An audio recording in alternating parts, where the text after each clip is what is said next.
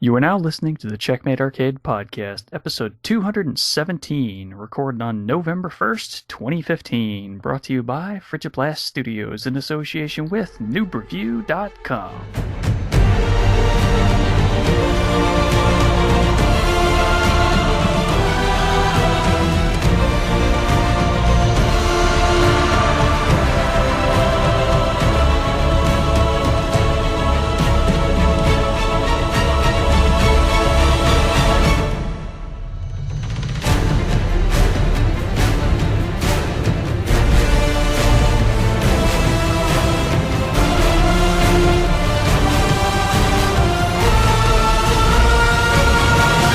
Hello and welcome to the Checkmate Arcade Podcast, your home for corner munching fun and happy. Oh, wait, no, that was yesterday. Well, anyway, happy Day of the Dead, I guess. My name is Stephen Voss, the Dark Boss Man. And I didn't have time to go to Target because I'm recording this. I'm going to miss out on all the good clearance candy. Hopefully Walgreens has some left. I'm MSU Hitman Jason Billingsley. Oh, I'm sure you could probably get some tomorrow. I hope so. Probably not at Target. Well, I wonder what our guest has been pining for today, as we're joined today by Ginyu, friend of the show. Hey guys, how's it going? Pretty good. Yeah, getting by. Heck of a lot better than yesterday for me, that's for sure. Yeah, Oh boy. From what it sounds like, yeah, we have a friend that's doing better than us today, but we'll get into that in a little bit. Yeah. So, for those that didn't know, by the time you listen to this, I will have put something on the Checkmate Arcade Facebook. I've not done it yet. I'm going to do it as soon as we get done recording this. But Ginyu and I recorded a spoiler cast for episode 5 of Life is Strange. We did that earlier this week, and that is up, isn't it? I was looking at my YouTube subscriptions, and there was a 40-minute episode of your show, and I was like, that's got to be it? I'm pretty sure. Oh yeah, that's right. If you send me a link, I'll throw it in the show notes too. Yeah. Well, I don't want to disturb the audio with my loud mouse. Well, after the show, I mean, yes. But yeah, that we've had some strange setup troubles this episode. I blame the new Skype update. It's not just that. Yeah. My PC decided it wanted to restart randomly. That is me, but knocking wood, because I'm the only one that hasn't had any problems, but yeah. Yet. Knock wood. We'll see. The episode is still young. Right. Yeah. Plenty of time for things to randomly go wrong. Well, I hope not. Yeah, I wonder if the spirits are a little angry and restless. I wonder if that's what's causing all our issues today. You know, there should have been a Halloween cast. Maybe that's the problem. Yeah, maybe. So, it's been a while since all of us have been on the same show. Yeah, it's been a few episodes, a few months. Mm-hmm. Has it been that long? Yeah. Let's see It's here. been a while. The last time we talked was episode 4.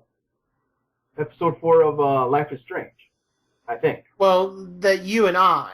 It's been since all three of us. It was episode 210, which was recorded right after we did a Life is Strange episode 3 on our show. Oh man, that was a good way. So that was beginning of June. Long time. And now the whole game's out, though. You still haven't played it yet. Shame on you.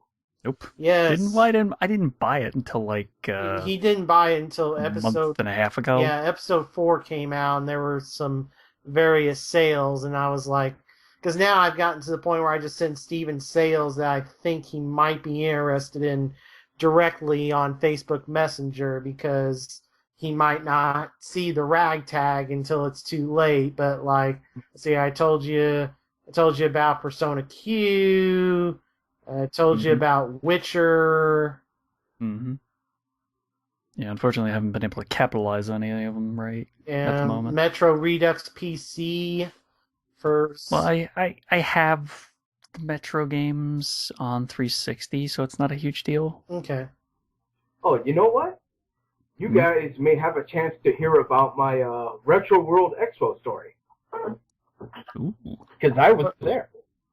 Oh, well. I guess we'll just get straight into our now playing and hear all the fun stories everybody's got to tell. So, Ginyu, what you been up to the past couple months? Well, there was Retro World Expo, which took place not too far from my neck of the woods. They had all of Retro World TV there, and the Game Chasers were there. The Gaming Historian was there too. Yay! Steven doesn't know who they are, but I do. Oh, okay. Nope. Well, they're cool people who do video game stuff like us. Right. I also saw a vendor selling the first edition of Nintendo Power for a very good price, $30. That beats eBay.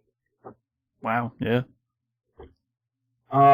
Basically, I was there as staff, so I helped participate in making sure the panels were going well, and it took place in a theater. I took a lot of pictures. My friend got the Gaming Historian to autograph his Super NES, which he kind of customized. He painted it black, and he put Sony on it as kind of a fictional, like, what if Sony created the Super NES? Well, And, they found they found the prototype of the Sony PlayStation, the Sony add-on to the Super Nintendo. Yeah. oh yeah, That was earlier in the year. So overall, it was a pretty fun convention. I ended up picking up, what was it? Hold on a second. Let me pull it out. It's I didn't have that much money on me, but I got a Space Jockey for the Atari 2600. It works just fine. Okay. That and what else? I bought my friend. He's into the Star Wars figure RPG, so I bought him 2 of those as his gift for giving me a lift there. He was happy about it. Okay. Yeah, pretty good convention. They said that they're in the black, so hopefully they'll make another one next year. I imagine they would if they're making money. Yeah. I've always wanted to go to either, I mean, the Portland Retro one is a big one, and then there's a big retro one in Vegas, and then obviously there is, oh gosh darn it, MagFest. Yeah. In DC, Baltimore. I've always, especially MagFest, I've always wanted to go to that one, and I've been wanting to take my cousin because I mean he's the big retro guy more than me, but the problem is he's getting ready to have a kid, so our window of opportunity for going to a retro gaming convention has pretty much closed up. You know, me and him. Obviously, I could go with you guys, but him ever going, that's pretty much done and over with. Well, for a decent number of years, yes. Well, you don't know my cousin. I mean, he's a little wishy-washy, so you know the stars would have to have aligned perfectly even beforehand to get both of us to go to something like that. But now, I mean, it's even. Because, I mean, you know, he wants to collect, you know, NES stuff, and, you know, there's all these things he wants, but it's like, well, you know, you can't rely on, you know, my store that I go to here in St. Louis and the pawn shop you go to that's been plundered to its, you know, bone dry for anything decent. You know, you can't rely on those 2 things alone, man. I mean, he does a lot of Amazon stuff, but... Yeah. You know, sometimes you gotta go to a convention like that if you want to be. Oh yeah. And I'll tell you this much about the convention: they had a tank load of retro stuff. I saw Wii games, I saw a whole bunch of ColecoVision games and a handful of Atari ones. Not as much as I thought there would be. There was a variety of vendors there, so it was pretty much. I picked up a Dreamcast shirt. That was the other thing that I picked up. Because I was like, even though it's not an official one, it's Dreamcast though, so you have to pick one up to show support. Yeah. Yeah. Overall, it was good. Other than that, just finished Life is Strange and feeling good about that. You know, won't give away anything too spoilerific, but for those who haven't tried it, what the hell are you waiting for?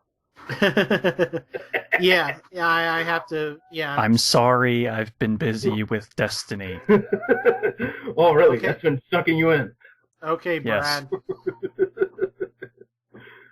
Brad. You will address me as Mr. Shoemaker, thank you. Okay, I was wondering if you heard me. Yeah, I heard you. And that's pretty much it for me. I haven't really tried anything new besides that.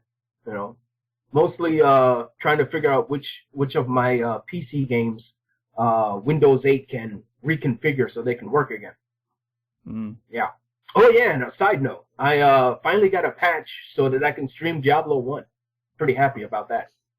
Cool. And that's pretty much it. I kind of wish I had Diablo 1 on the PS1 version.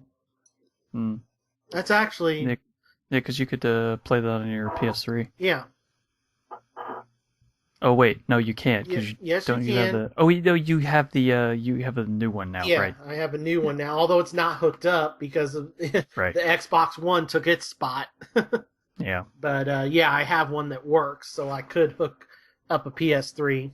Yeah, for a second there, I forgot you did get a working one. Yeah. With the biggest hard drive you can put in a PS3. What's that, Yeah. 500? No, this one was one that got traded into my local GameStop that I shop at.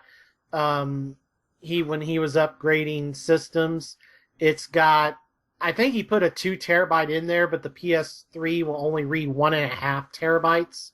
Ah, okay. So it's the biggest one you can have in a PS3. The PS4 will read a full 2 terabytes. Yeah. Oh, I have a feeling it'll be much higher than that, though, by the time the end of life comes around for PS4 and Xbox Ones. Well, they have to make bigger ones. Like right now, an internal 2 terabyte drive, that's the biggest that's made now. I mean, there are externals that have... Don't they make 3? Not in a explicitly internal one like that. I mean, yeah, there are externals that you can do surgery on, but but ones that are designed to be internal. Because if you do the surgery and take the drive out of an external, that technically voids the warranty. But yeah, technically, but not really. Well, yeah, I mean, if you have any type of issue, I've heard of people when I was researching all this PlayStation 4, junk that I went through, which continued last night, came back from the dead almost. Jeez. Yeah, I had to go exchange my copy of Until Dawn. Oh, jeez. Because it was doing the same error that Metal Gear did. I was like, well, I know what fixed Metal Gear, so let's see if this fixes Until Dawn. So, I wonder if you're getting a bunch of bad Blu-rays. I don't know, because I hadn't played Until Dawn since I did the hard drive. And the 3 hours I played it at a different... I played it at that tabletop video game store in St. Louis, in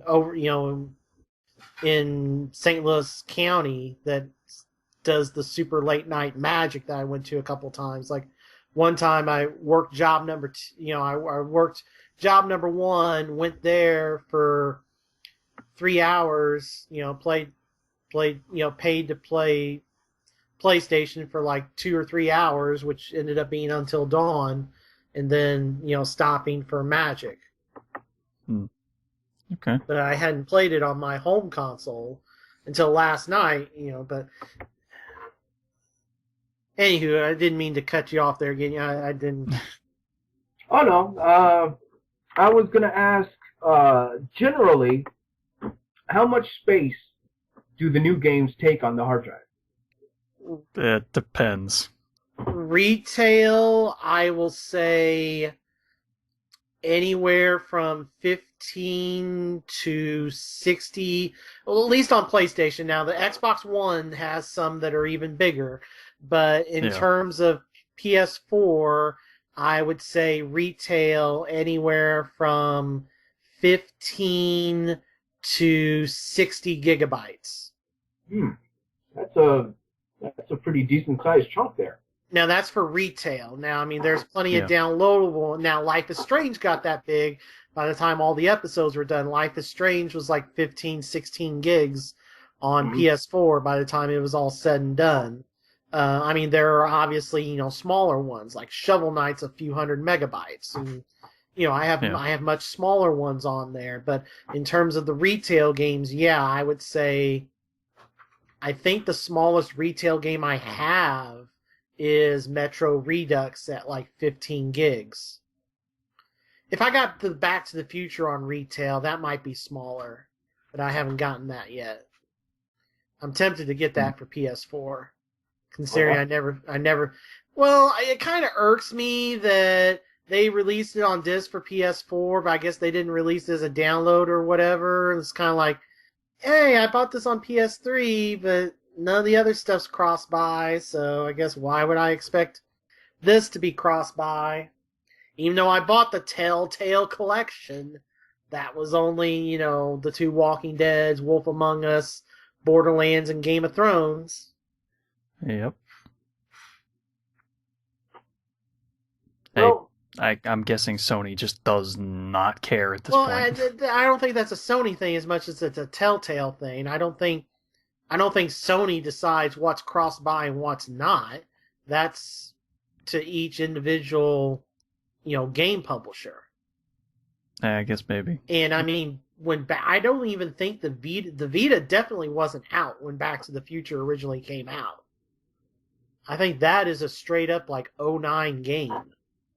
I don't remember. If I remember correctly, because it was all the Sam and Maxes, and then it was Strong Bad, and then it was Back to the Future, and then Jurassic Park, and then Walking Dead. Right. Yeah, I think you're right about that. I think I have the order right. Yeah, that sounds right. Strong Bad was a good one. Yeah. That was pretty fun back in the day. I know you're definitely right that Jurassic Park came out before Walking Dead. Oh, yeah. Because that was the one that was like, this is Telltale doing an action, adding more action to it. And it's so weird because of their deal with Microsoft. That disc is like a $30 disc on 360. Mm-hmm. Whereas and it was never on disc on PS3, but it's been $1 on PlayStation at least twice. Because I know I bought it the first time it was $1. Because I was like, I know this isn't a good game, but it's $1. It's worth $1. No, it's not. Oh, yes, it is. No, it wasn't. Yes, it was worth $1. Hush. All right. I'm teasing you. I mean, it's easily their worst game. But it's easily one of the worst games of that year. Yes. Oh, it is not as bad as like Ride to Hell or Duke Nukem Forever or something. It's not that bad. Did those come out in the same year? No, but like you're treating it like that level. It's pretty bad though. Oh, I don't think it's that bad, but whatever. All right. So that was everything though, right? Ginyu. Oh yeah. All right. Well, Jay, what you been up to past couple weeks? Well, I had planned to talk about some Magic, and I'm still going to, but then kind of got upstaged. I'm just kidding. I'm glad because it was so awesome for him. But our friend among the Ragtag Cags, Kuriyami Kensei, just got done getting top 4 at the Modern Star City Games Open for Magic the Gathering this weekend. That just ended a couple hours ago. Yeah. Congratulations to him for getting 4th place. Yeah, congrats. He was playing Green-Red Tron. That's an artifact deck. Okay. But yeah, I mean, I think he said that he was the way Star City does, they put the archive up on YouTube, but it won't be up till next weekend. So he said he was on the final round, which is 15. So he was on the stream for the final round, and then he was on the stream for at least the semifinal. I don't know about the quarterfinal. But the semifinal was, he got burned out by Burn pretty quick, from what my friends said.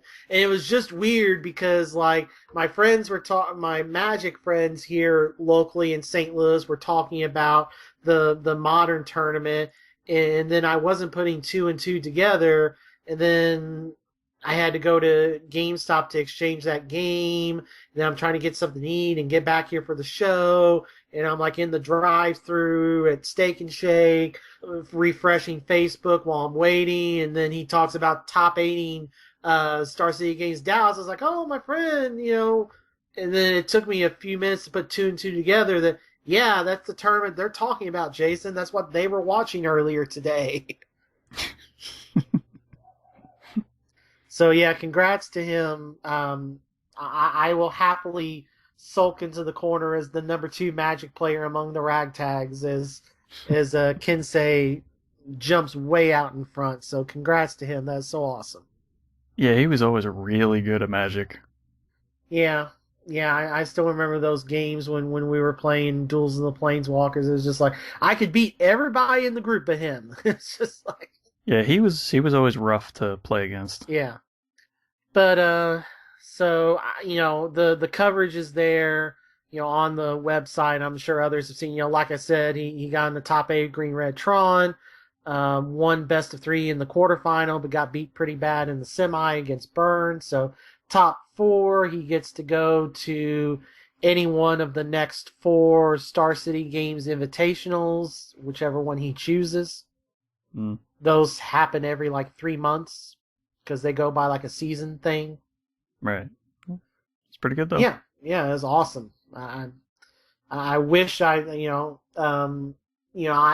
kind of funny. So that series, the Star City Games, that's what I went to at least day 2 of it, the standard side event of day 2 last weekend, which was here in St. Louis. The main event last weekend was Legacy, and I ain't got the money for that.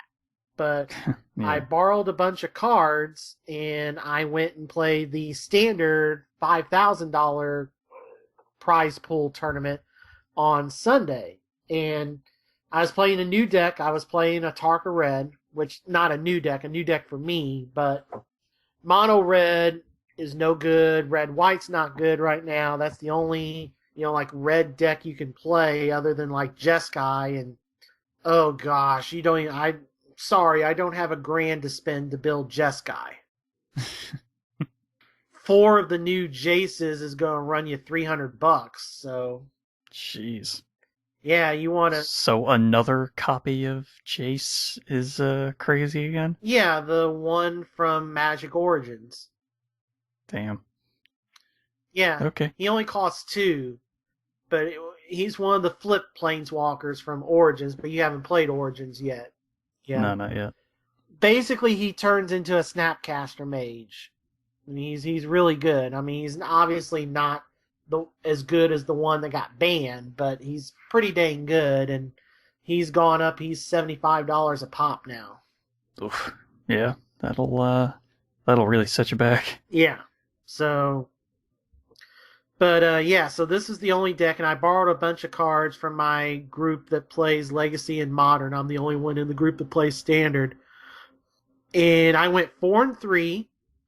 I was 1-2, so I lost to... I've got my notes here. I lost to Green White Megamorph Game 1, beat Dark Jeskai Game 2, because, well, on the play, I pretty much I won the die roll. That's how I beat Dark Jeskai. I had the die roll, and I had a burn spell for Jace. That's how you beat Dark Jeskai against the Tarka Red. Do you go first? Do you have a burn spell for Jace? Yes, you win. And then, there you go. And then I lost to a black-green kind of sacrifice deck.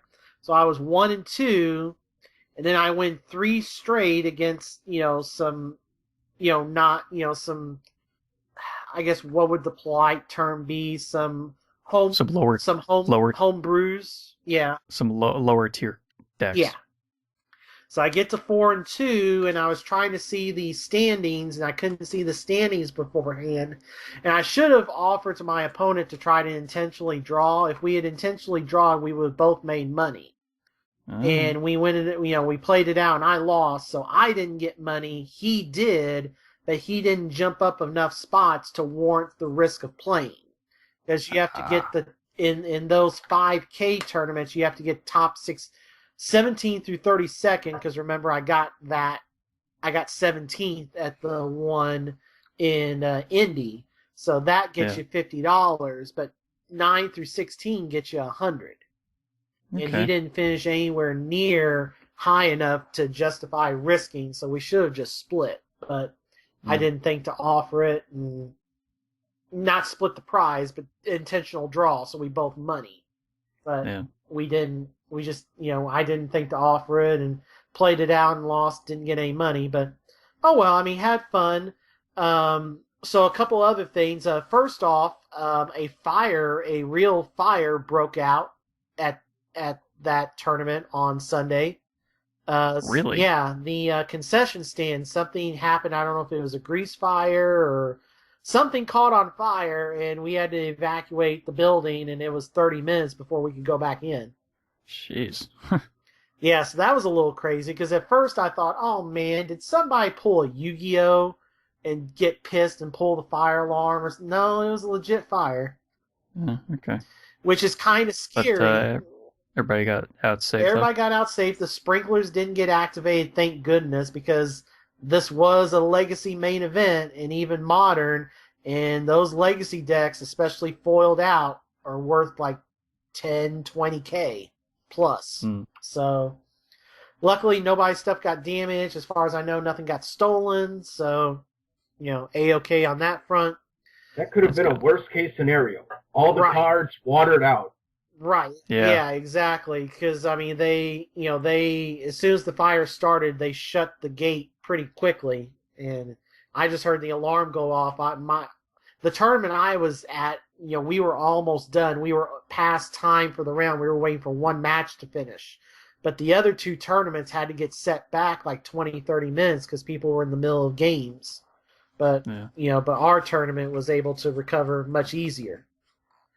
But anyway, so the second thing was I was trying to find my Goblin tokens that I used back in July.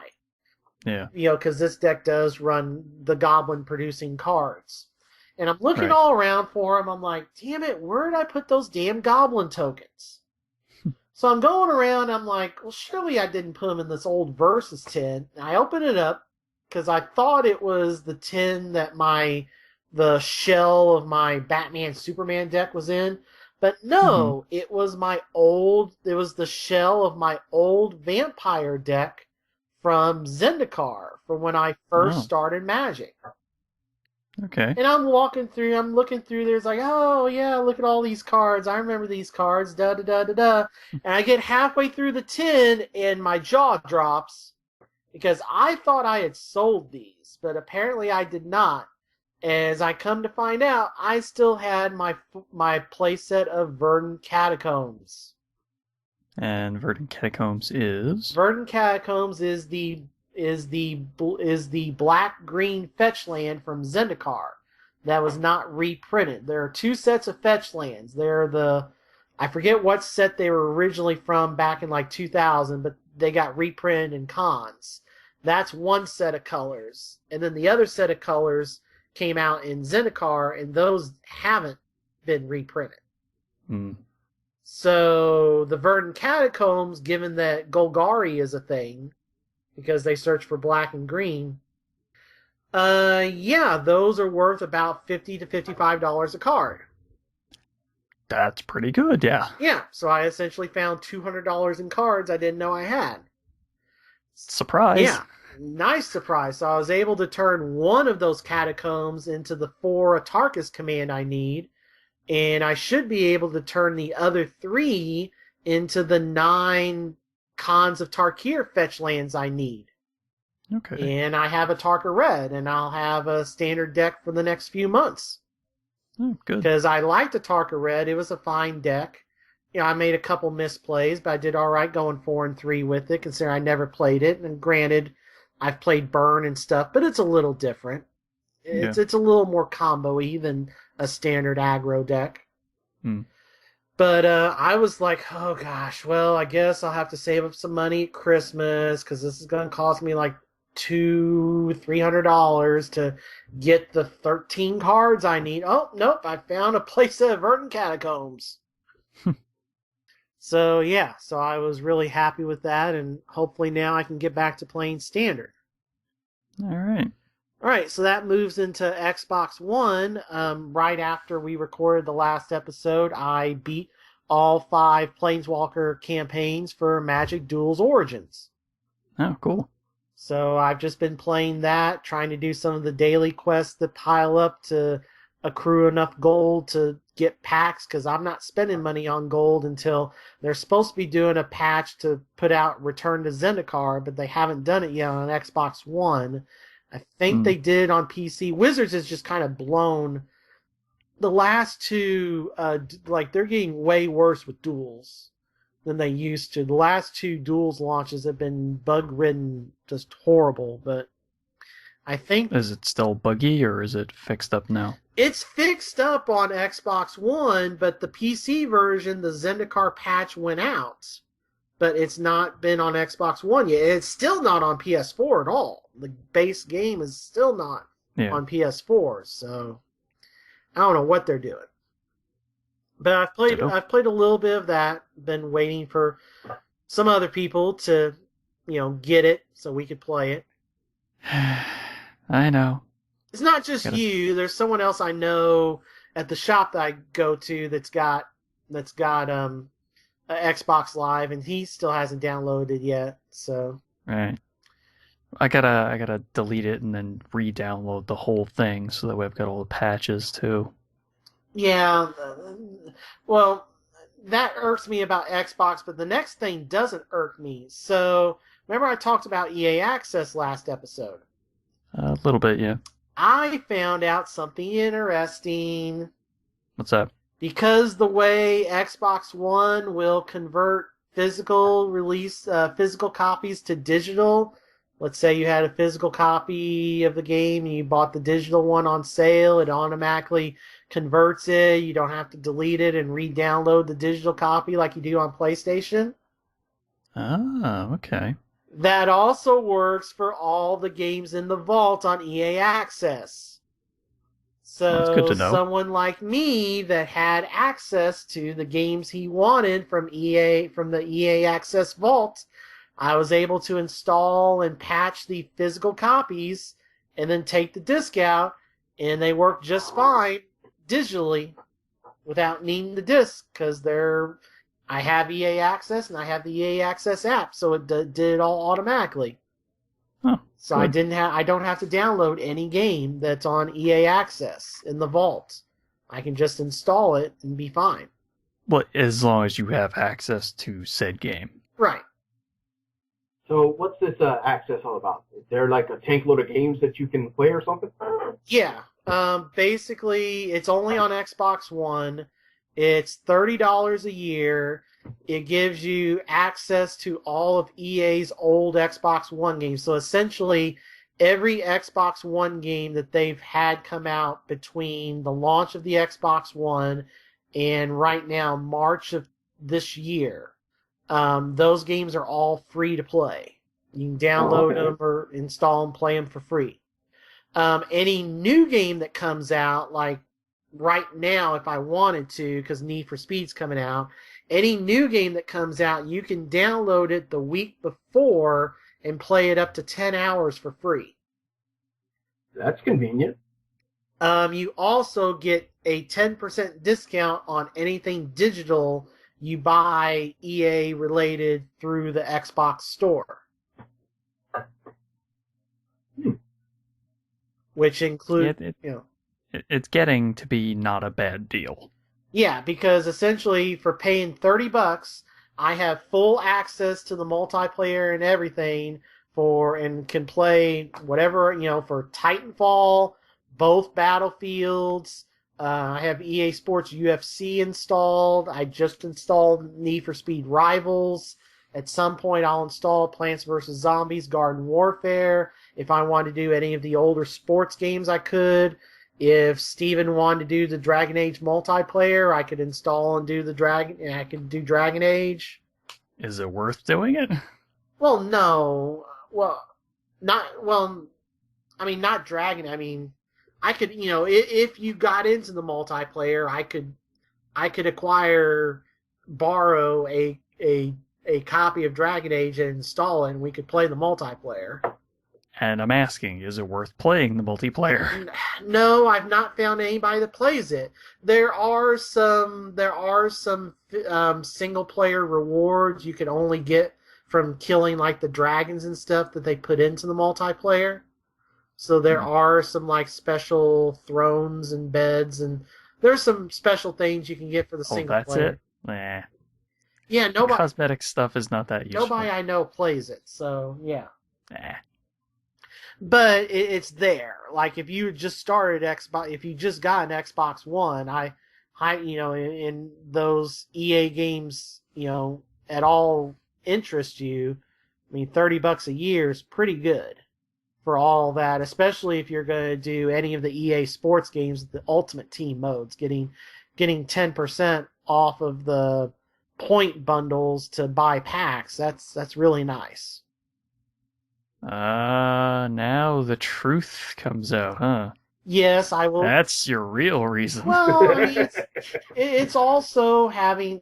Well, yeah, I mean, I will switch to that for Madden next year, but it's also nice having that on. Being able to play Battlefield with you guys. Because that's also the reason. I can play Battlefield with you guys. We could play Titanfall. I have access to those games. I am more than happy to play some Titanfall. Yeah.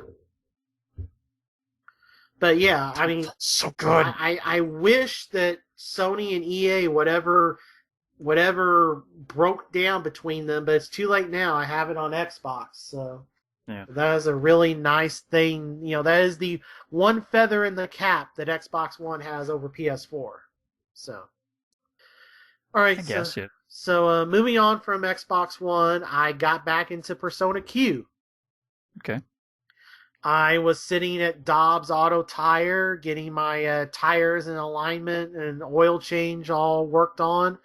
And I used their Wi-Fi, had my 3DS open, went to the walkthrough on YouTube, figured out the part that I got stuck on, got past that part, and I found a real good walkthrough on Game FAQs and got through the 3rd dungeon.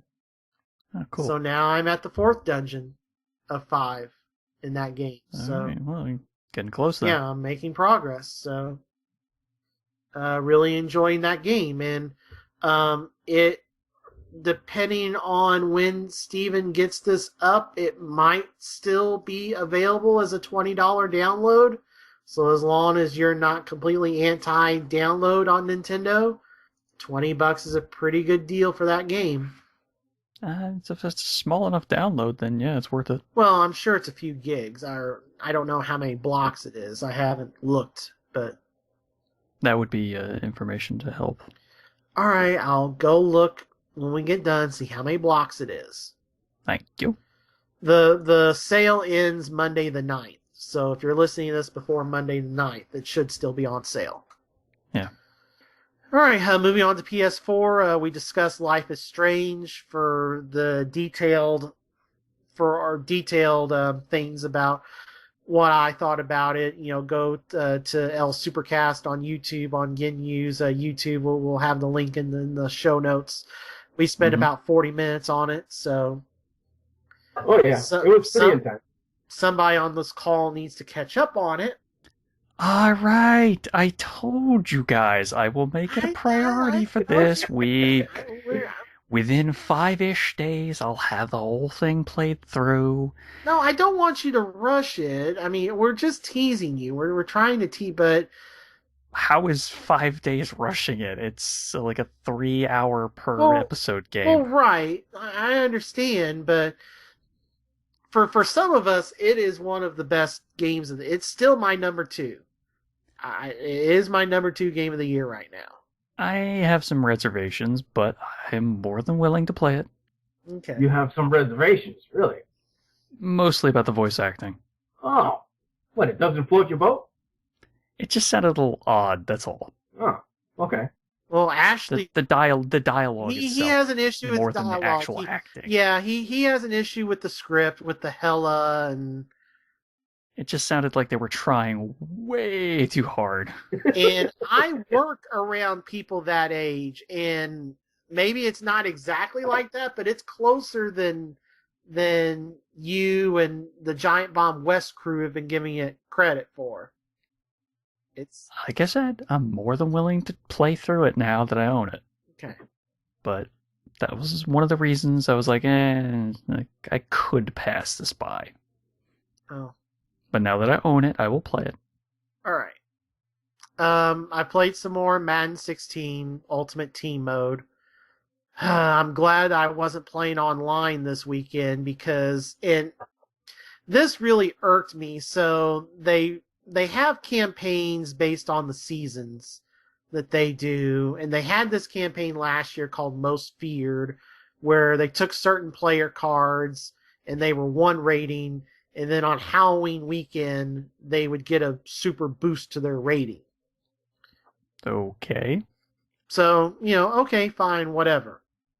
This year, in addition to doing that, they had all those players grow 1.5 feet in height. So these players are all about 7'6". Okay. In addition to having their higher ratings. Interesting. So I have to show you. I'll give you a link, Steven, for Chris Smooth, the guy I watch on YouTube. He uploaded a gameplay. It's the first loss that he has ever uploaded of him in a sports game since NBA 2K10. Huh. But he uploaded it just to show how much cheese, as he would say, there was in these, because he played a team that was almost all Most Feared players. Jeez. So it's like his team of really high rated good team, but normal height versus a team filled with 7'6" players. Yeah, And that'll be interesting to watch. And with long passes already being insanely successful in Madden with normal size players, it's almost impossible to stop when the receivers that are getting it thrown to them are 7'6", and you have your 6-foot quarterbacks. It's a bit harder to knock it out of their hands or tackle them. Yeah, the tackling thankfully isn't too much harder. It is a little harder, but it's the long passes that they can just jump up for. Yeah, I'll give you that upload. I mean, I know you're not. That just sounds so funny to watch. It is. I think it's an entertaining watch, even if you don't like Madden. Just how big those players. And he almost won. But okay. But yeah, I mean, he never loses. At least none of the videos he ever puts up are of him losing. My guess is he loses more than you'd think. No, not really. He's legitimately good. Right. A lot of people who do the videos just very rarely will upload a loss. Right. I mean, exactly. That's what I'm saying. But he very rarely loses, and he never uploads it when he does, but he did it for this just because of, it was such an entertaining game. But, all right. I started the Witcher 3 Hearts of Stone expansion. Okay. Yeah, because I tried to do some of the side quests, which the one I chose ended up being one of the free Witcher contract quests they added. And I tried to do it, and the end of the quest was bugged Oh. to where the dude was just frozen in place. And you hack him to death and nothing happens. He's still frozen in place even if you dismembered him. Hooray! That almost reminds me of a cheat code I had for pro wrestling for the NES, where you punch the guy and he just freezes.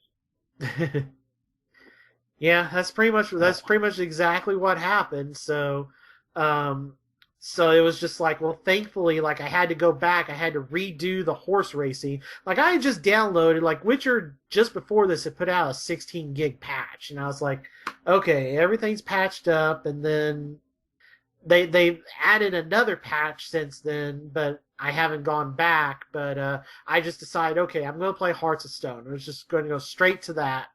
Yeah. So I started that, and I did like a side quest in that, and I'm on the main quest of it. But I played it, so... So what's the premise of the DLC?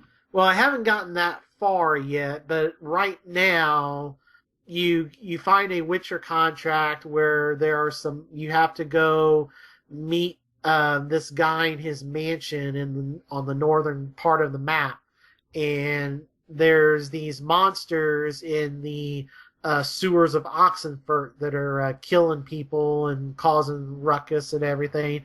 And you're a Witcher, so you're supposed to be paid to, you're getting paid to go kill these monsters, but it develops into much more. I haven't gotten into the develops into much more part yet. It does reintroduce one of Geralt's, and this isn't a spoiler because it's in the trailer, but it also reintroduces you, or introduces you for the first time, a love interest from Witcher 1 comes back. Ooh, that sounds pretty neat. Yeah, so that's kind of cool. But I haven't gotten to her yet or anything else. But all right. Yeah, but I decided I wanted to play that. I still don't have my Gwent cards. Because I bought the season pass, I was able to order the Gwent cards, the other 2 decks that I didn't have to buy on eBay. They released the other 2 decks. I was able to order it directly from Witcher's Jinx store, but GameStop got the exclusive U.S. release of them. So you can buy for $20. You can buy the 2 physical decks and the download code for that expansion on either Xbox One or PS4. And the decks from my special deal through the Jinx store cost me $10 plus $6 for shipping. And the shipping's taking 2 weeks. It's like $6 for 2 weeks shipping. It's like, are you kidding me? Well, it depends on where it was originally being shipped from. San Diego. That should be a little faster. Yes. Yeah. Especially for $6. My guess is the handling time is actually what's taking longer. Yeah, probably. Well, I mean, let's see here. Well, they didn't ship them out to the 28th. Mind you, they've been in GameStop for a week prior. Yeah, so that's probably why it's taken so long. It shipped on the 28th from suburb of San Diego. It is now currently sitting in Nevada, somewhere in Nevada, and I'm not due to get it until sometime either Friday or Monday.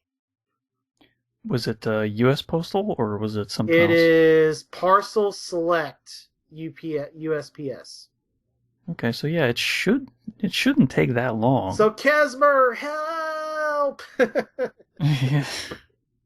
Well, I don't know if he's... real life is calling, so I have to cut it short. All right.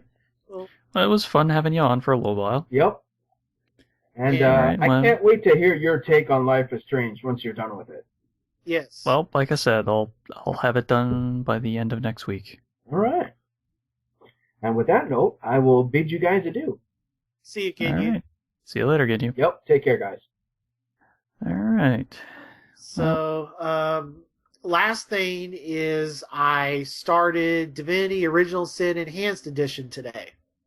Okay. I have 2 new RPGs. I had roughly an hour, and I decided I'd better not do Tales because who knows if this is going to be like Persona or something, and I'm struggling to get to a save point. because that's normally what happens with JRPGs. So Yeah, because especially if you don't have a lot of time. Right. So I was in a little bit of a time crunch, so I started Divinity Original Sin. And that game is all, if you're wanting a Baldur's Gate game that plays more modern and can be played on a controller pretty easily, and has both local and online co-op, like, I'm probably going to regret getting this on PS4 now. Mm-hmm. Because you and I could play it. Right. That would require me to actually want to play that, though. Okay. I was never really into the Baldur's Gate style games. Okay. So, unfortunately, probably not gonna touch the game. Okay. That's fine. I think it's awesome, and I've only played, just a little bit of it, but why didn't somebody do a strategy guide for this game? There's probably somebody doing strategies for it. There's Game F. Yeah, I mean, I know Patrick Klepek and other people did all these things for the game when it originally came out on PC last year, but we've had this argument. I don't know how many times over the course of the show's history. I want the damn guy. You meant physical. I want that damn physical guy sitting right next to me. Right. Okay. Yeah. But, that's what I forgot for a second. Yeah. But I think it's awesome. So if you're wanting a game similar to Witcher but with co-op, and you want to have a little more, nuance and strategy than just a hack and slash Diablo, there you go. Because like you have to be. There are traps. There's flames. There's poison. I mean, there's all kinds of stuff. You have to do. You could set. If somebody's walking and they knock over a candle or something and they're standing in oil, and you throw fire that burns them up, like the first dungeon kind of walks you through all that. There's, if there's a stain on fire, if you, somehow cause rain, it puts the fire out so you can walk across without taking damage. All right. I chose a cleric. I left you get to customize 2 of the characters. You can have up to 4 in the party. And I made it's the guy and the girl. I left the girl the default whatever class. I forget what they call it. But I ended up choosing cleric for the male. Because I figured, extra healing spell wouldn't hurt. And there's a lot of undead stuff, so it'd be nice to have that accessible. It's always good to have some undead resistance. Yeah. So hopefully I will try to play some more of that, start Tales, do the Witcher DLC. Mm-hmm. I kind of had to make a sacrifice. I'm going to have to look for a Black Friday deal for Metal Gear. You sold Metal Gear. Yeah, because here's the thing. What? That game right now is insane if you try to play it connected to the internet. Okay. How caught up are you on the Bombcast? Fully. Okay. So you're talking about all the Konami online stuff right now? Yes, and Matt Rory, what he was talking about. Right. Yeah, so I mean, almost all of your GNP is tied to the Konami server. So one day, if you're playing it connected, you could just, you got invaded by a bunch of people. Now your GNP is negative 1 million, and all your people are going to start leaving you because you're dead. That's only if your forward base gets invaded. Well, the patch... Not your standard mother base. But the patch for the online also changed it. Now the vast majority of your GNP stuff is tied to the forward operating base versus the online one. Because Matt Rory tried to play it with the servers weren't connected, and I mean there are people that if Konami's servers are borked, you try to go into the game and suddenly you're $1 million in debt because like 80% of your resources are tied into the FOBs now.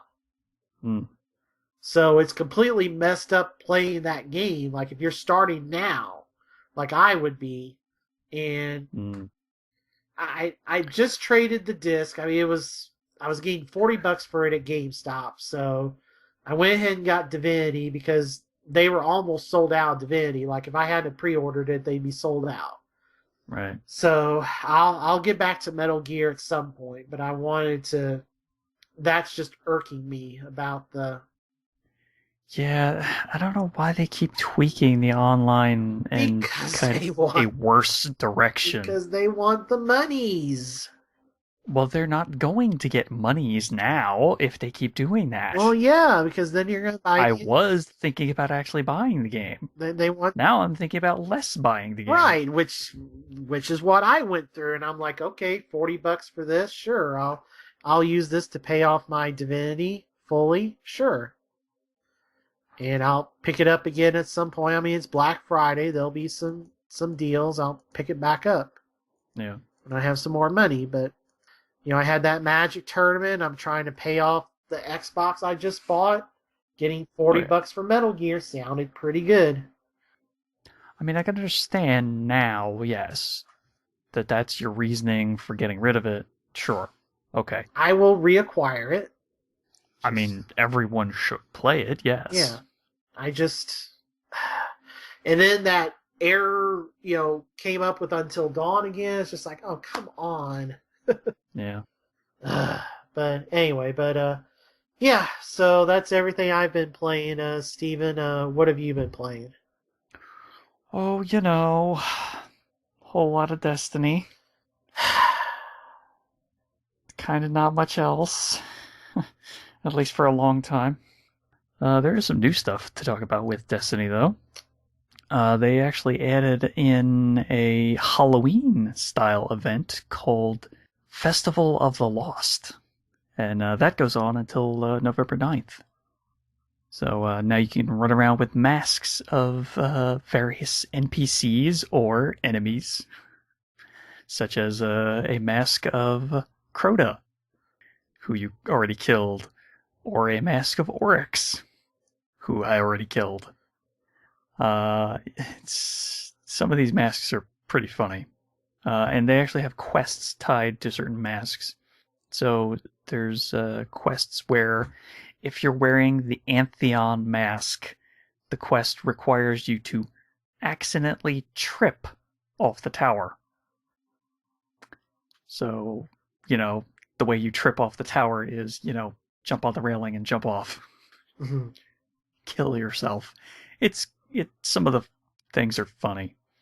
Like there's one quest where it requires you to, with the Crota mask on, use the brand new swords and kill 5 enemies. It can be in any number of matches, so it's not a strict thing, which is helpful. And if you do these, what's her name? Eva Levante, the person who sells you new emblems and shaders, she'll give you bags of goodies. The bags of goodies can contain new masks, and they'll will contain one random new mask, and it'll also contain a random assortment of other items. They could be an item that augments how your respawn looks and turns it into a bunch of bats that swirl around and regather into you. And that's pretty cool looking. There's also there's another drop called a Jack-o'-lite, which is basically just a pumpkin that you put on your head, and it lasts 30 minutes. That's a consumable. It's basically you know how the Hive have 3 eyes? It's just jack-o'-lanterns with 3 eyes and scary mouths. They look really funny, but they're kind of a hindrance because they kind of restrict your view a little bit because it alters the way your HUD looks a little and cuts down your viewpoint a little bit. But it's mostly for fun. Definitely not something I would recommend doing in the raids. Yeah. As a couple people did during one raid, that I watched. It was a little bit of a detriment. So, thankfully, it's only 30 minutes, though, so they were able to get away with just waiting until it went away. Right. Yeah, it's that lasts until the 9th, so if you want to hop in and hear the spooky sound effects and interesting new music that they put in the tower, I'd say it's a good idea to hop in and do that. I believe you don't actually need any of the DLC to do it, so another good little thing if somebody just wants to check it out quick. They also had a bunch of new quest lines open up since last episode. There's brand new items, there's brand new weapons that you can actually acquire that have only just recently been unearthed and slowly been doled out to people in the community. So there was a daily heroic mission from the Vault of Glass, and it's part of those actual story missions.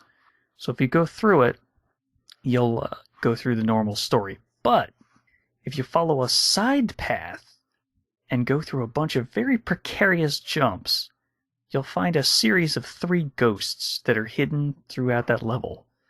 Those ghosts unlock an alternate exit for the level, which unlocks a quest item that you could turn in the tower, which starts another quest line when that mission is next a daily heroic. So I did that mission, and then about a week later, it was the daily heroic again. So it started up another quest line to find the exotic weapon No Time to Explain, which is a pulse rifle styled after the weapon that the stranger uses in the cutscene. I don't even have time to explain why I don't have time to explain. You'll know what I mean. Yeah, I know what you mean. Right, I'm telling everyone else. Yeah. You'll know that cutscene when you get to it, because that's literally the lines. Is it still in there? That line, yeah. Okay. That line's still there. They didn't alter any other NPCs other than Northbot being the new voice. Right. So, did you read Kotaku this week? Or no, that's on my docket, because I definitely want to read about what the hell happened to the original release of Destiny. Yeah, that is something else you should probably put in the show notes, because that is a read. Yes, please send me the link to that one as well. Yeah, that's a hell of an interesting run through about what was going on, what Activision was requiring of Bungie. Yes, seems like Bungie made a few flawed choices with their deal. You think? Say the least. Yeah. They might have been a little better off with Microsoft. But that's just a random guess. I don't actually know. Yeah. Because who knows what could have actually happened. I have no idea. But, yeah, so that's kind of mostly what I've been playing. Other than the fact that I've been working my Titan up to max light level. The hard level heroic raid released as well since last episode. I haven't yet been able to play it, though, because nobody's been inviting me to raids. I am sad. I like doing the raids at least once a week. It's fun. Because then you get the gear. And then you get the levels. And then you get the women. Or not, you know. Yeah. That's just... I'm guessing, because I haven't gotten to that point yet, so I don't know. Right. But yeah, so it alters a few of the encounters in fairly meaningful ways, but other ones not really much. So it's shorter timers on certain things. Some enemies will just add a few more damage cycles to them because it takes a little bit more time to actually kill them. Some of them just minor tweaks to their attacks. That's it. But that's about it. They actually did a really good job with this raid, especially because the heroic is not like insane. So, Okay. good job on that one. Let's see. I guess we'll go to PC because that's all repeats, and then we'll circle back to the new quote-unquote stuff. Yeah. So I played some League of Legends on PC. It continues to be League of Legends and continues to be friggin' awesome to play. I'm still only level 9 at the moment, though. Apparently, the gap between level 9 and level 10 is fairly significant, so it's taken me a little while to get leveled up enough. But that's fine. I'm not actually sure what the reward for getting to level 10 is, because levels 1 through 9 have been access to a slot that you can add basically a rune to, which alters some aspect of every single character you pick. So that would be you have faster mana regen, have faster health regen, more armor, more magic resist, more armor piercing, more magic piercing, stuff like that. Yeah. So it doesn't actually say what the reward is for getting to level 10 yet, so I don't actually know. But I'm definitely interested to find out. And since I got back into League of Legends every couple days, I booted up Battle.net and got into a little bit more of Heroes of the Storm again. And yeah, they are still very, very different games. They may both be MOBAs, but they do not play the same at all. They are very, very different styles of MOBAs, that's for sure. So Heroes is still a very, very action-oriented, super, super fast-paced game. So most matches, yeah, like 20 minutes, and then I'm back into the queue, either winning or with a win or a loss. That's basically about it for that. Not really much to say, other than the new heroes rotated out, and so it's not the same heroes as last time. Right. That's about it. New stuff, though. Well, new-ish stuff that I didn't play before. In Hearthstone, bunch of new stuff. There were 2 expansions released since last time I played. Yeah, this weekend was like the World Championship or something. Brian Kibler was part of the team doing commentary. Yeah, they were doing their World Finals. Yep. That game continues to be a really fun free-to-play card game. It's the only downside is the randomness of some of the effects. If there was any more consistency to it, this would be a game I would definitely be hardcore into, just constantly. The problem is, I mean, you're so, it's so far behind, like... I'm not that far behind, actually, because my decks that I made back when I was still, when it was still, I guess just after Naxxramas,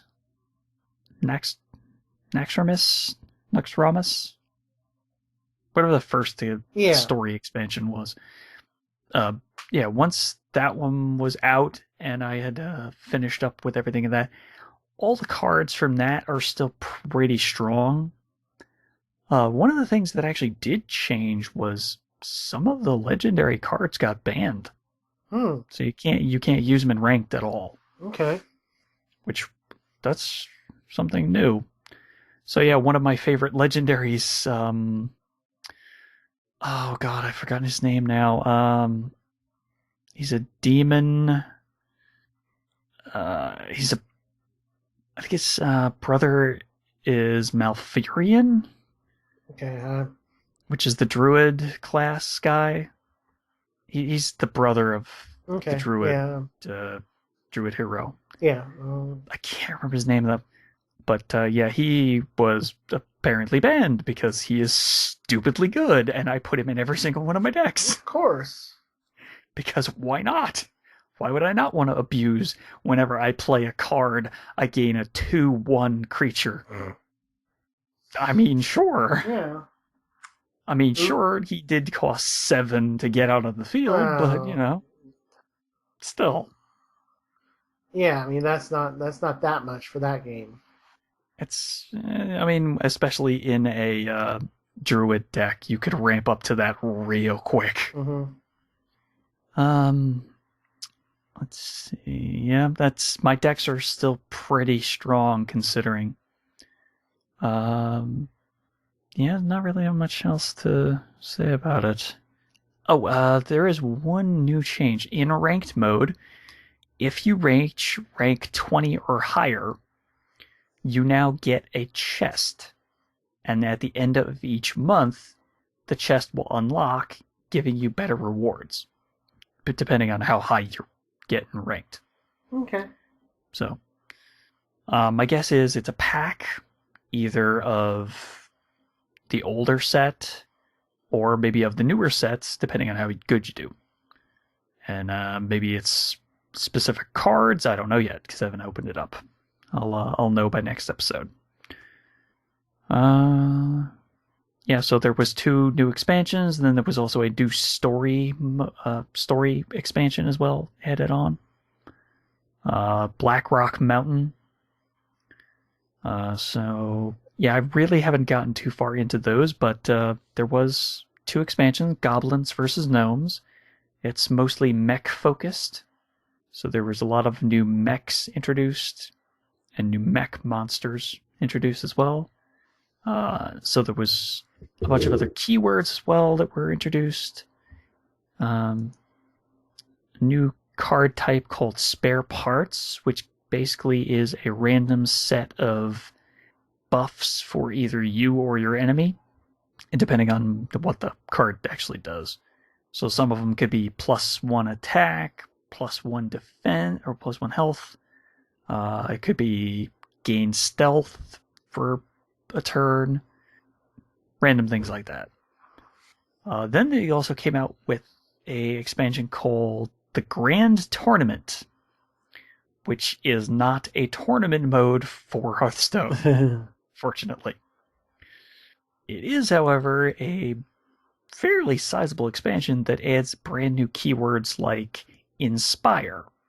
Inspire is whenever you use your hero's ability, X happens. So those are pretty powerful. There's one that I was using in a tavern brawl, which I'll get to in a second because that's another thing that they added on recently. Well, not that recently. It's like a month and a half, 2 months ago. But yeah, this ability that I was using is whenever your hero's ability activates, gain +2 attack this turn for your hero. So that's pretty good. Yeah. Or was it 4? I think it actually might have been 4 +4 attack, which is really good. But it's a 5-cost creature, so it's not common to get it out really quick. Right. But it was druid specific, so that's really cool. So if you use your druid ability, you gain 1 attack and 2 defense. So you do that on top of it, it's 5 attack. Yeah. That's pretty good. But yeah, the class-specific creatures are usually pretty strong because only that class is going to have access to them. So they have to pump up the power level for those just a little bit to make them worth using more than the neutral monsters, who, anybody can use. Okay, so they also added a new mode called Tavern Brawl.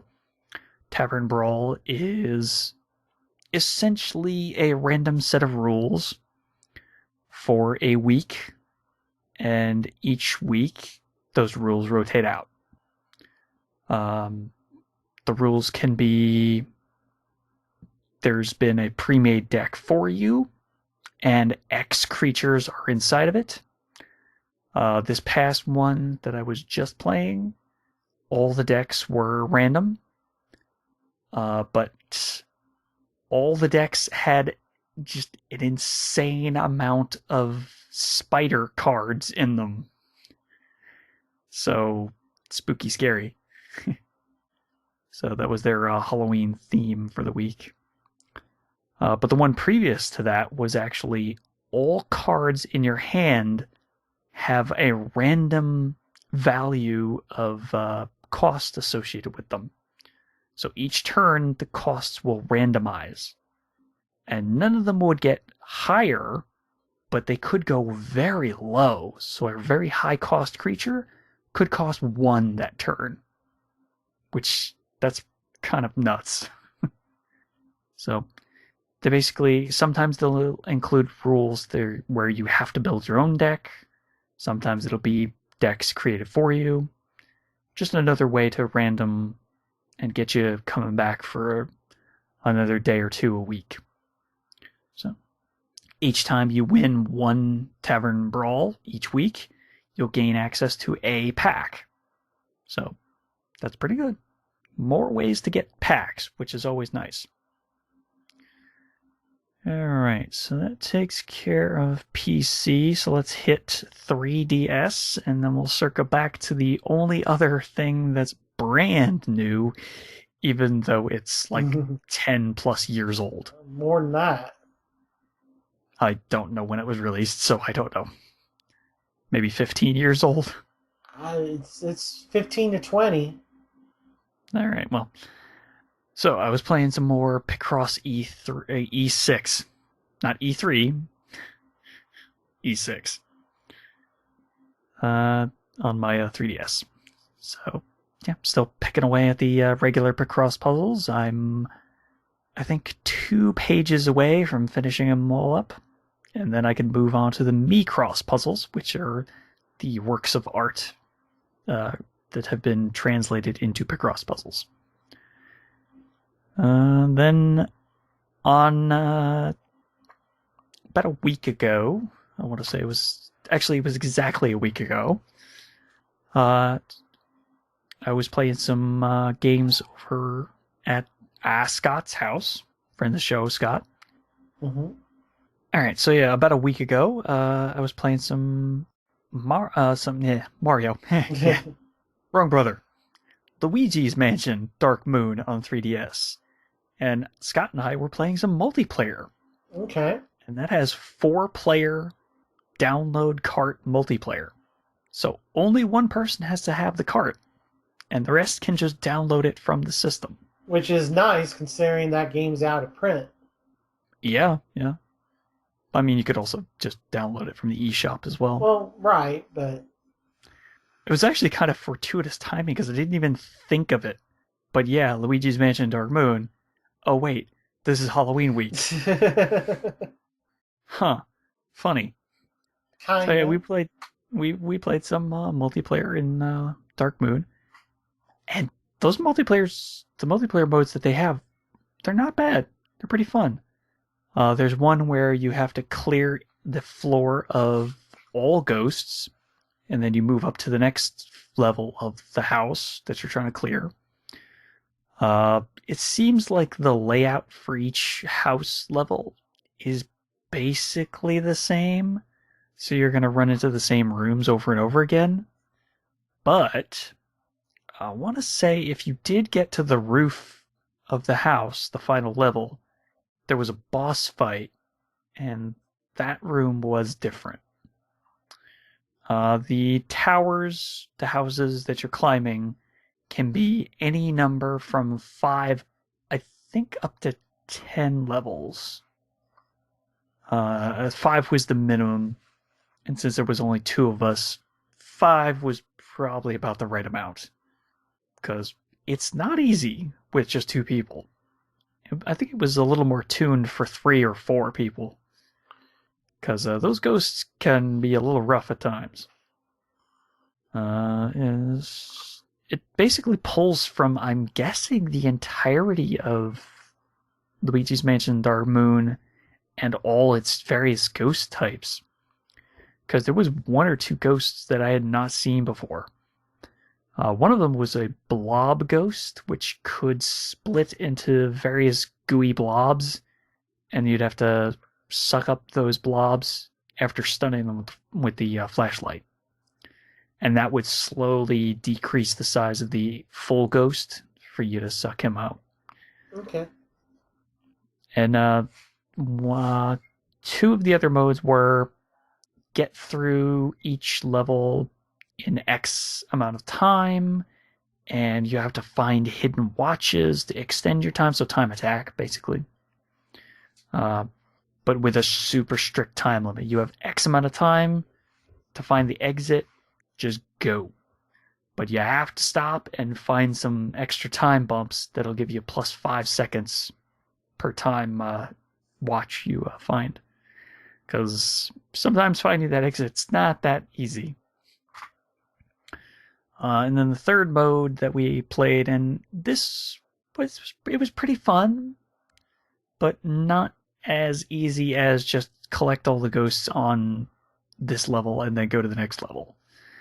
Was Ghost Dogs Hunt, where you're hunting around for either 3 or more ghost dogs that can be somewhere randomly in the level. You'll find their doghouse that will spook them. They will run away into various other rooms, and then you'll have to use the UV light to track where they've gone by tracking their footprints. Okay. Yes. Ghost dogs leave footprints.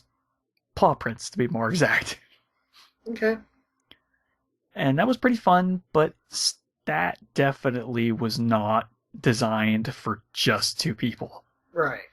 It was pretty rough. Rough. But it was still fun. So definitely something I'm going to keep in mind for whenever there's more than just 2 people around. Right. So definitely want to go back and finish off the single player as well, because I was only in the second house at that point before I got distracted with Picross E6. So once I get through Picross, I'll go back and finish up Luigi's Mansion Dark Moon. Alright, and the new old game that I was playing a little bit of, also with Scott as well, was You Don't Know Jack Mach 2 for the PlayStation 1. Yeah, so we're having issues doing the Jackbox? Yeah, the Jackbox on Steam, we were trying to get it to where Scott could connect his phone to it, but for some reason it just wasn't connecting. And I was playing through the browser on his computer, but we just could not get into the room, so we wound up just going, you've got stuff on PS1, so let's see if those work. So he loaded up You Don't Know Jack Mach 2, and we played like 2 rounds of that. And didn't do the 360 version because... I don't think he had his 360 hooked up at the time. Okay. If he did, it was not in the same room. Right. Okay. Oh, this was at his play. Okay, gotcha. Yeah, this was his house. Right. Man, You Don't Know Jack Mach 2 is very different from any of the more recent You Don't Know Jack games. The announcer was completely different. Yeah, I remember the PS1 one when this wasn't Cookie. Yeah, so not only was it not Cookie Masterson, which, again, that threw me for a loop, but the presentation for some of their questions and segments that they did were kind of rough. The Jack attack at the very end, it was kind of hard to even see the question on the screen. Yeah, I remember there's a reason I didn't get the games on PS1.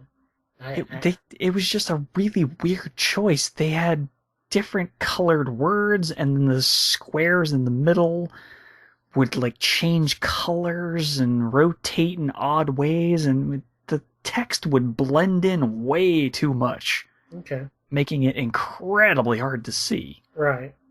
So we were sitting there like, okay, does that say amicus or does it say abacus? Right. Oh, yeah, okay, so it's amicus. Okay. Yes, we had some interesting trouble with that. That's really weird. The newer games are so much easier to actually see, play, understand.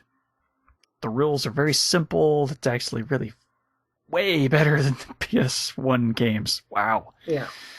But yeah, it's a hell of a difference that they've had since back then. But yeah, that was we had some fun with it. I had one win, he had one win. Okay. Apparently, I know more about plastic than he does. I don't know.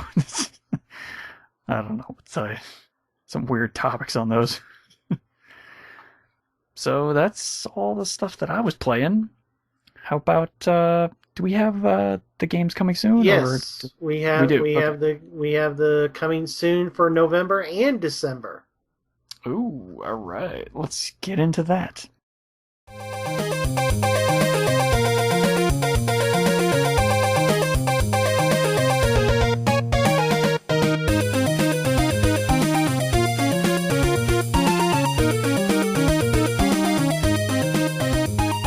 All right, tell me what games are coming soon for November and December. All right, so what came out this week as you're listening to this, starting on Tuesday the 3rd, Need for Speed came out for PS4 and Xbox One. Yes, the reboot. Yeah. The first-person FMV fist-bumping reboot. Yeah, I gotta watch that. Quick look. Yeah, I do as well. Shovel Knight for PS4 and Wii U. Retail release. No Xbox One retail release because of Xbox's policies. And you weren't sure which policy that was? I am assuming that is their parity clause. Okay, Because yeah, maybe. the PS4 version has, Kratos in it. Now the Xbox One version got the Battletoads. The Battletoads. I don't know. They were just vague. They were just like, we're working with Microsoft to resolve these issues, but as of right now, there will no longer be a retail release of this game for Xbox One. I don't know. Maybe they just didn't want to front the money for it? No, it's just Xbox's weird thing with indies. Like if you don't debut on Xbox One, there's just weird stuff. I don't know. All right. Well, hopefully they figure it out. Yeah. Snoopy's Grand Adventure for everything, including Wii U. All right. A tie-in or based off the movie? I didn't know there was a new Snoopy movie, so I guess so. There's a Peanuts movie. Yeah. Okay. I guess it's... So I'm not sure if it's a tie-in or just themed after. I would imagine so. I would imagine it would have something to do with it, yeah. But maybe not exactly tied in direct. Yeah. Would be my guess, but I don't know. We were talking about Jackbox. The Party Pack, the original one, is getting a retail release on everything except Wii U. Wait, the original wasn't released? The original, remember, was a download that came out last year. Right. And then recently they released Jackbox Party Pack 2. Right, but the first one is getting a retail release. Huh. This week on every platform except Wii U. All right. I do not know if this retail pack has both or not. It is just titled the Jackbox Party Pack. My guess is it's just the first one. I would imagine so, but don't know for sure. I have not seen... But hey, it's a really good version of a bunch of really good games. Yeah, and I don't know if that came out for 360 and PS3. I don't remember, but those systems are getting a retail version of it, so... Yeah, that's good to know. Yep. Good to know. Air Conflicts Pacific Carriers has gotten pushed back again. It's supposed to be out this week. Wasn't that supposed to be out months ago? Yes. There's always one of these little games that gets pushed back and back and back. Yeah. And then Barbie and Her Sisters Puppy Rescue for Wii U, 360, and PS3. I mean, I can condone pet rescue, so I guess I'm okay with that. Yeah, I mean, for the systems where the younger gamers are going to be. Yeah. And then, of course, Friday, November 6th is Black Ops 3 Call of Duty. Mm-hmm. On everything but Wii U. Oh, wait, that's right. That's a Friday. Yes. Right. Yeah, that's just a weird day to release that. No, not really. It's just weird because Call of Duty's never done it before. Yeah. It allows a worldwide simultaneous release. Because we're the only region that does game releases on Tuesday. Which is still a weird thing, yeah. Well, I mean, it made sense when it started with Sonic. Way back, yes. It made sense back then, but... Not as much anymore because, one-day shipping exists. Well, it's a legacy thing, and plus Hollywood doesn't want retail movies and games coming out on the same day as new release theater movies. So, whatever. Video games don't care. Well, movie theaters care because I still remember there was that one weekend where every movie that... Was it Halo 3? I'm pretty sure it was either Halo 2 or Halo 3. I don't think it was 2. Then it must have been 3 It then. was 3 or... There was one weekend... It was Halo 3. Was it 3? Okay, there was one... I'm pretty sure, yeah. There was one weekend where every movie that came out was a romantic comedy, and they all tanked. It was the same weekend that whatever game came out, whether it was Halo or whatever, and that began the video games, bigger than movie, Hollywood. And all these press releases that are going to come out, just remember, a movie ticket is on average $12 a ticket. Yeah. Whereas a game is much on average cheaper. $60. So so it takes much more expensive. Yeah, it takes 4 to 5 movie tickets to equal one game sale. So just remember that. Exactly. Yeah. All right, November 10th, Fallout 4. There is the game that I would be playing for Skyrim levels of time. We'll see. For me, I mean, I'm getting it, but I mean, I know for you, I know that. But it's a day one. Well, there's also Rise of the Tomb Raider for Xbox One and 360. I was fully expecting some type of delay on 360, but as of right now, it's still coming out on 360. Huh. All right. Yeah. Weird. Some game I've never heard of called Alkaline's Gun is coming out also that day for PS4 and Xbox One. Yeah, never heard of it. Yep. All right, Rodea the Sky Soldier for Wii U. And on Friday the 13th, Animal Crossing Amiibo Festival for Wii U. All right, the board game-esque game. Yeah. Moving on to the 17th, Star Wars Battlefront. PS4. Oh, yeah. Xbox One. Yep. The Crew Wild Run Edition for PS4 and Xbox One. This is the one that includes all the DLC, right? Yeah, including some new expansion for it, I think. Yeah, they added bikes to it. Yeah. Motorcycles. Yeah. So, yeah. I don't know. Still not worth it. Sword Art Online Lost Song for PS3. Oh, PS3 only. God damn it. And Vita. We'll get to that. Of course. Because why would you not put it out on the Vita? Well, and really put those screws to me. Yeah, well, the first one was a Vita exclusive. It didn't even make PS3. I think that's like the pre-order bonus too, digitally. If you pre-order this one digitally, you get the other one free, or at least. Do you know what kind of game it is, at least? It's made by It's basically, I've been told, it's similar to the Dot Hack games. Okay, yeah, that makes sense because of the style of anime it was. Yeah. Just really good anime. Yeah, I've heard. I've also I think you'd really enjoy it. I also stare at the stack of Dot Hack games that I only completed one of. I think you'd really, really enjoy Sword Art Online, though. All right, I've been tossing around the idea of subscribing to Funimation. It's worth watching. Well, I mean, if it's on there, I don't know if it's on there or not because I don't Funimation know. actually has dubbed stuff, unlike Crunchyroll, which everything's subbed. Yeah, well, the American version of Sword Art Online, their voice acting, I thought was pretty damn good. Yeah, this isn't the '90s. Like, dubs are good now. Right, but if you want your anime really quickly, it's only going to be sub, Yeah, I know.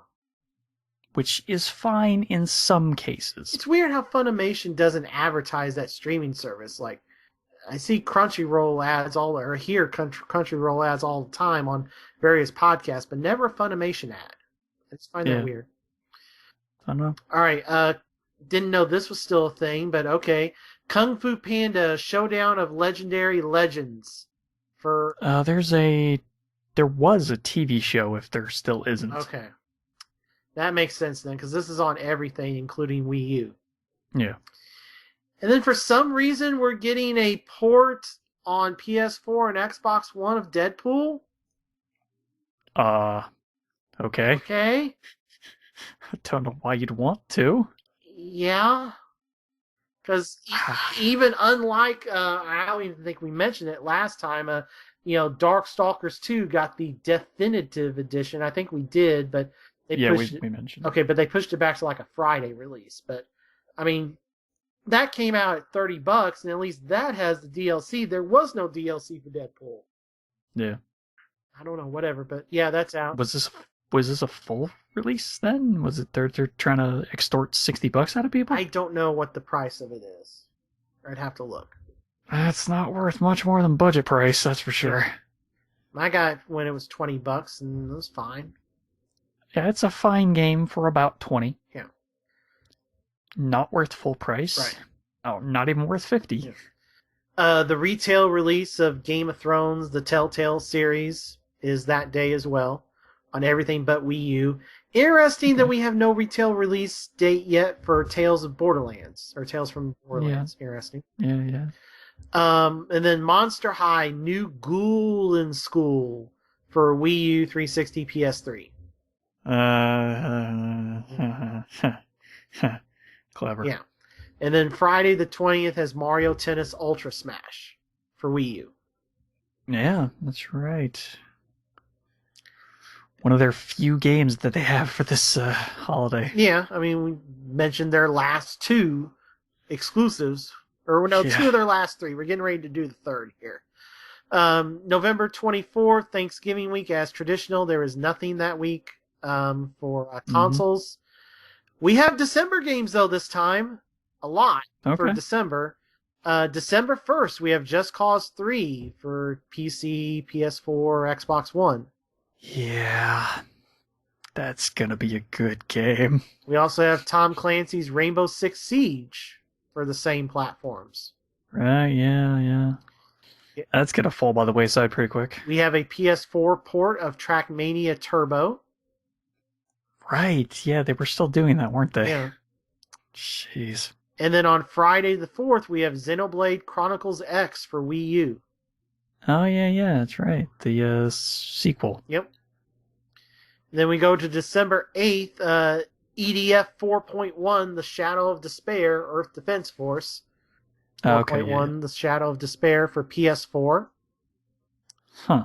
And then December 15th, The Legend of Heroes, Trails of Cold Steel for PS3. Any clue on that one? Well, that's a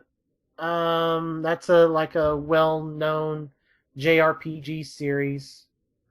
Okay. Remember Legend of Heroes Trails in the Sky or whatever? I think this is the sequel to that. Or something like that. That doesn't ring a bell, unfortunately. It was a PSP game. Probably why it doesn't ring a bell. Right. Well, it rings a bell for me because I have it as a download, but I haven't played it yet. Okay. All right, moving to the handhelds. Unless otherwise said, these are all 3DS games. Shovel Knight retail release is only 3DS. Starting Tuesday, November 3rd. Shovel Knight, Snoopy's Grand Adventure, TMNT Master Splinter's Training Pack, which is like the last two Turtles games on 3DS, repackaged in one release. And then Barbie and Her Sister's Puppy Rescue. Okay. Then Friday the 6th, Nintendo's featured handheld release for the holiday season, Yokai Watch. Right, yeah. Even getting its own 2DS bundle. Huh. All right. Going to November 10th, the 3DS gets Rodea the Sky Soldier, whereas the Vita gets Super Beat Zonic and Norn 9 Var Commons. Is that even a title? Yeah, that's how it's typed. Wow. Okay. Going to the 17th, the Vita, as I said before, gets Sword Art Online Lost Song. Right. The 3DS gets Stella Glow, Kung Fu Panda, Monster High, and Mocha Mocha Friends. Friday the 20th, the 3DS gets Pokemon Super Mystery Dungeon, whereas the Vita gets Cold Realize Guardian of Rebirth. Okay. The Tuesday of Thanksgiving week, there is a Vita retail release, EDF2 Invaders from Planet Space. I mean, okay, sure, why not? Let's cram even more stuff on the Vita that doesn't belong. And then all the way to December 15th, the last handheld retail release of the year, also on Vita, is Legend of Heroes Trails of Cold Steel. Okay. Yeah, I don't know. Just doesn't ring any bells, unfortunately. It's a very highly regarded JRPG series. I've never played it. I own the first one as a download, and I am working on getting my PSP collection. I finally moved all my Vita stuff to the 64 gig card I've had for months, and now I'm trying to load up my 32 gig card with all the PSP stuff I have. Okay. I'm in the process of doing that. I have not completed that yet. But right. yeah, that's the coming soon for the rest of the year. Yeah, it's much busier December than normal, that's for sure. Yeah, definitely. All right, and I guess that's probably going to do it for the episode. Yeah, we can cut it there. I mean, we've got NPDs, but we can do that next time. Yeah. So if you want to subscribe to the show, you can subscribe through iTunes or the Groove Xbox or Groove Microsoft Music Place. Hey, I don't know why they changed it. They did. Yeah. I'm just stating what the name is. Yeah, I from know. now on. The Giant Bomb talked about that as well. So it was weird. Why they did it? I don't know. It's also on Whatever. Stitcher Radio. If you're on the go, yeah, you can listen to us through your smartphone applications through Stitcher. And if you want to follow news posts, extra stuff from the show, you can follow us on Facebook. It's Checkmate Arcade, 2 words. Or if you want to follow us on Twitter, at Checkmate Arcade, 1 word. And if you want to follow us individually, it's at Dark Boss Man for me. At MSU Hitman for myself.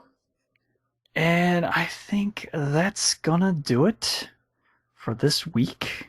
And this fairly packed, but a lot shorter episode than normal, which was quite odd. But I mean, that's okay. Yeah. Because short and to the point is always a good thing.